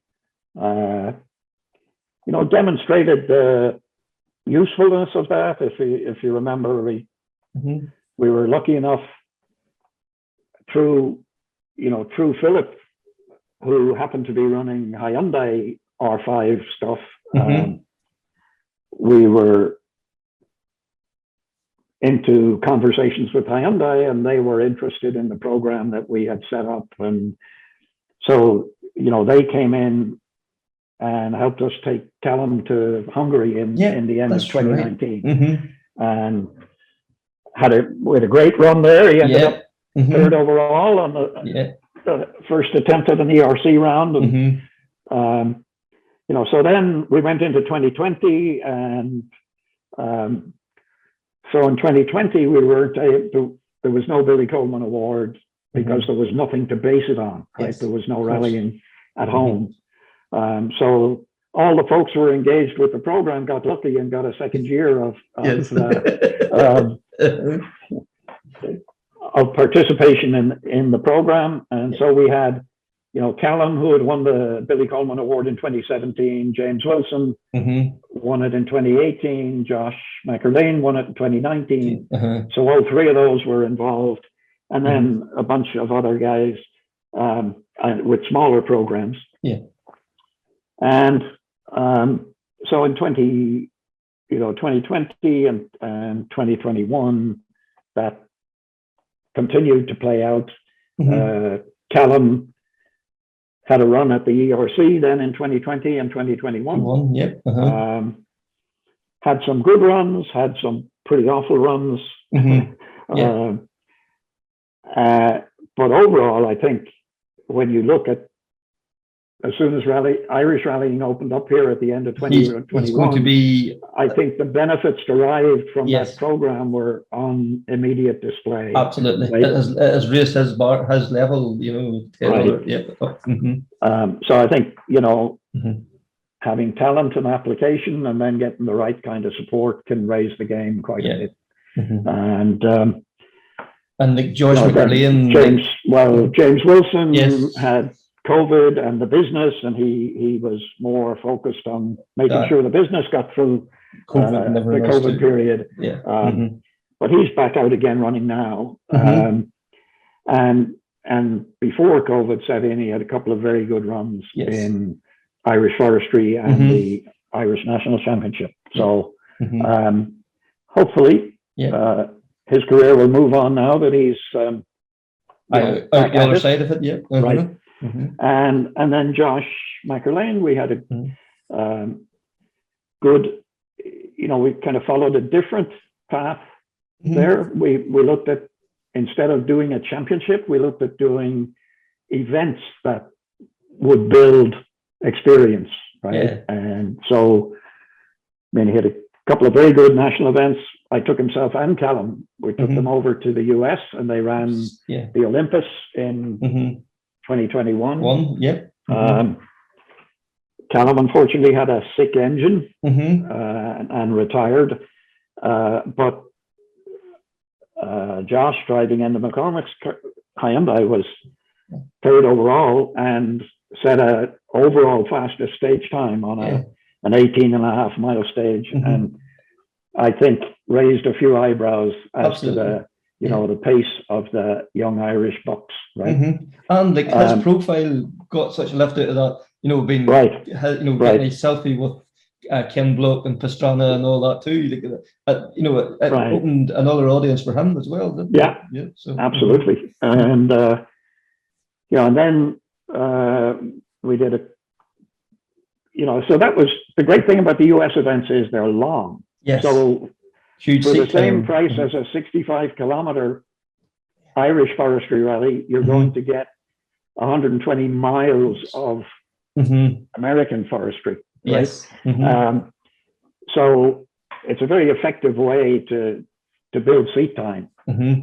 And there is sufficient competition at the sharp end to actually make you stretch, right? Yeah. So we did that. And then we did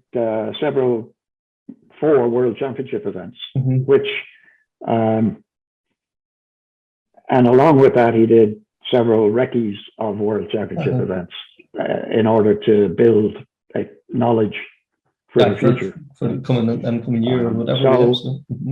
And if you look, we also did a Rally Alba in Italy, which is kind of Andrea Damo's home event that he always supported with Hyundai resources.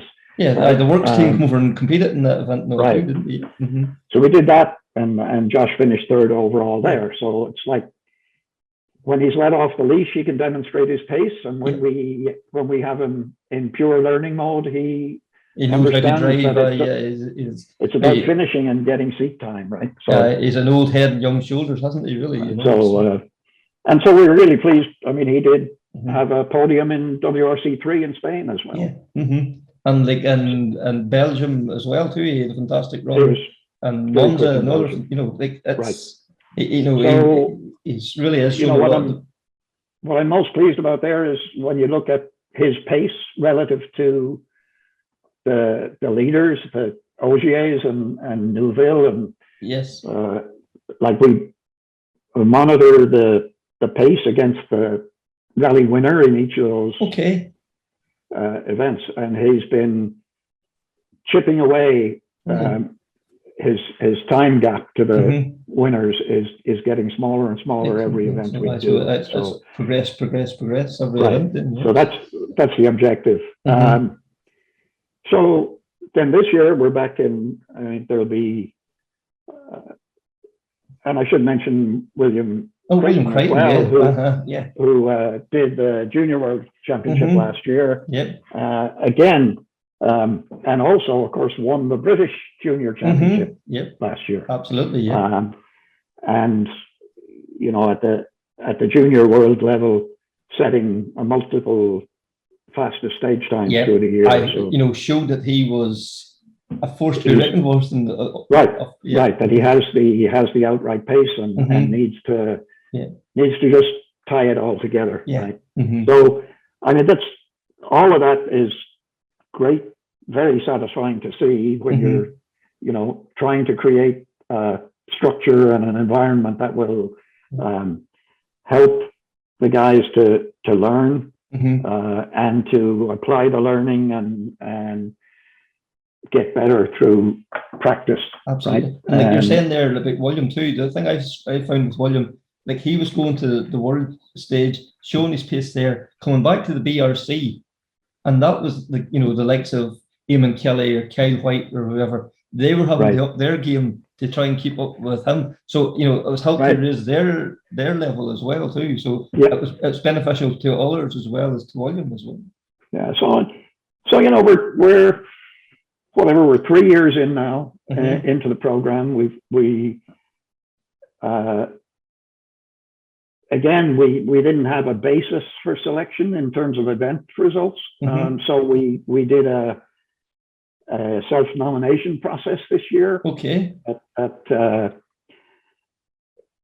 And have selected 6 folks to go through the whole mental fitness, pace notes, all that learning stuff, and coaching stuff this year. So, looking forward to that. We have our first female driver, Aoife Raftery is in that group. So that's a great step. She earned that position, but it's great to have her in the program. So looking forward to working with those 6. I mean, I don't do much work, I must admit. It's Sean McHugh is the prime mover here on organizing everything and staying on top of it all. And I mean, he's been absolutely fantastic. The amount of work that guy does as a volunteer is just off the charts. Yes. And he retired just at the end of last year, so now he's got even more time to devote to this. So we've looked at what we've learned in the last 3 years, and we're modifying some bits of the program, and hopefully we can make it even better as we move forward. So I'm listening here to you talk. I get the enthusiasm. Like you see this as lifting this level in Ireland and beyond onto that world stage, show that we are capable as anybody. Well, I think it's a second step. Like the first step, which was the Billy Coleman Awards, I mean, that ferreted out the talent, right? And I think it did a pretty good job of identifying talent. What the Academy is trying to do is to then take that identified talent and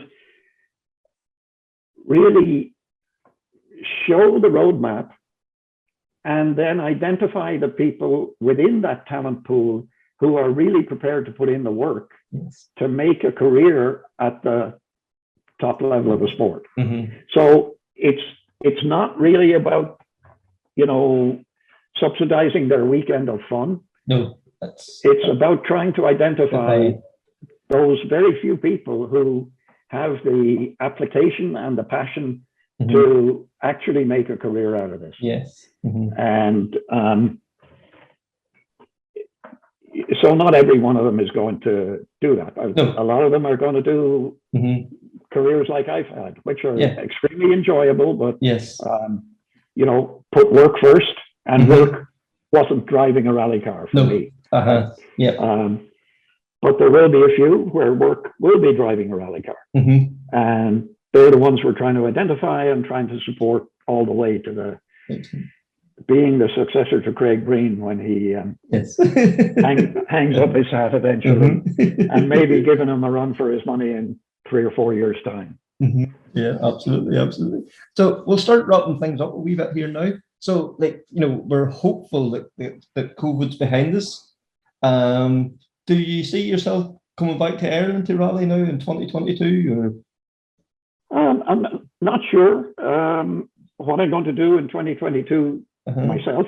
I will probably do a few rallies, but haven't decided which ones yet. Okay. I am going to be a little more involved in the direct kind of coaching, mentoring, team management role in a few of the programs in the coming year. Those programs will probably be announced very soon. Okay. And so there's a number of dates that clash with the US Championship, so that I'm Okay. Yes. going to be doing all of that. I may do a couple of events. Here and same thing relative to Ireland, and there may be a bucket list item or two that appear during the year. Cool. Right. So now this is probably a completely redundant question. You still seem to have as much passion for rallying and being involved as the first day. What still drives you to be as competitive? Well, you kind of just love it when a plan comes together. So for me, there's not much difference. That I work the same way that I go about my rallying. I mean, you make a plan, you execute to the plan, and hopefully the plan works. The results is good. And I really enjoy the driving bit, but I also really enjoy the organizational bit, and enjoy seeing, whether it was at work where I was developing people, or now with the academy where we're giving opportunity and trying to guide folks along with and progressing in their careers. It's extremely satisfying when you see that input coming back to you as successful output, right? Yes. So you get more out than what you put in as such, almost. Absolutely. I mean, I get just as much of a buzz out of seeing Josh McLean set a fast time, Williams putting in a good performance as I do in driving an event myself, right? Yeah. If not more. Excellent. So, well, no, and it'll be really great if we can get, a strong pipeline from Ireland representing the country on an international stage. I mean, that's ultimately that's the end goal. A really good achievement if we can get there. Because once the systems are set up and in place, it should then not automatically follow, but there should be a continuous flow almost. Then once things start to happen, that everybody sees that there's this. If you do this, you'll get this. If you get this, then they go to this. There's systems in place. And luckily, there are like-minded individuals out there. I mean, and McCormick has supported the program. Paul Rowley supported the program. Barry McKenna supported the program. We've got, and of course, anybody listening, I'm always looking for more. So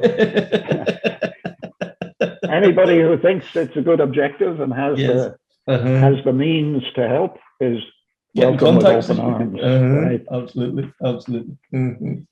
So, as I say, we'll start wrapping things up. So, first of all, thank you very much for taking the time. I've enjoyed this chat immensely. So, I really appreciate you. I'm just going to give you 5 or 6 here, wee quick fire questions just to finish things off. So, your best ever rally? Circuit of Ireland, 1982. 865 kilometers of stages, 63 special stages in all.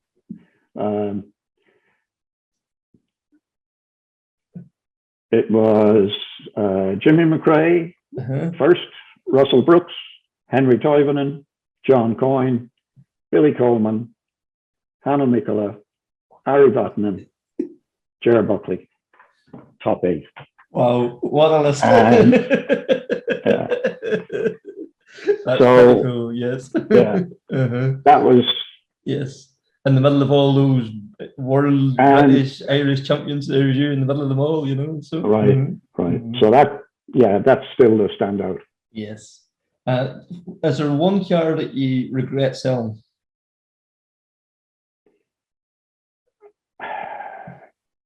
I regret selling every car.